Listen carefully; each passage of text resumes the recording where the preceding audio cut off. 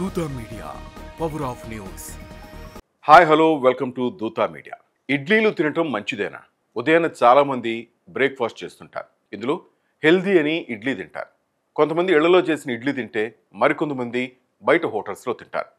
కానీ ఇలా బయట తయారు చేసిన ఇడ్లీలు తింటే క్యాన్సర్ని ఆహ్వానించినట్లేనని డాక్టర్లు నిపుణులు చెప్తున్నారు.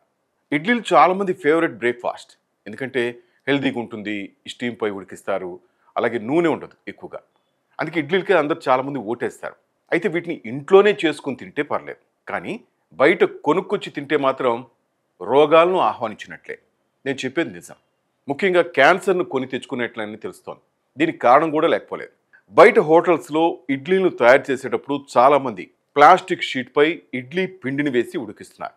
ఇదే అసలు కారణం. ప్లాస్టిక్ ఆరోగ్యానికి మంచిది కాదని ఎంత చెప్పినా చాలా చోట్ల వీటిని వాడుతూనే ఉన్నారు.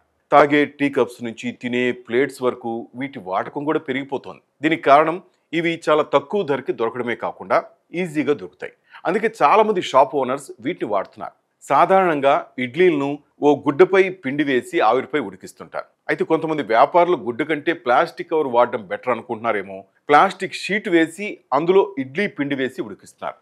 అయితే ఆ మంట వేడికి ప్లాస్టిక్ కరిగి అందులోని అవశేషాలు ఇడ్లీల్లోకి చేరిపోతున్నాయి. వీటిని మనం తినటం వల్ల క్యాన్సర్ వంటి సమస్యలు వస్తున్నాయని అధ్యయనాలు చెప్తున్నాయి. మరి మీరు బయట తయారు చేసిన ఇడ్లీలనే తింటున్నారా? అయితే జర జాగ్రత్త. హాయ్, నేను మీ R P Patnaik. Please subscribe to Dootha media. For more updates please subscribe Dootha media.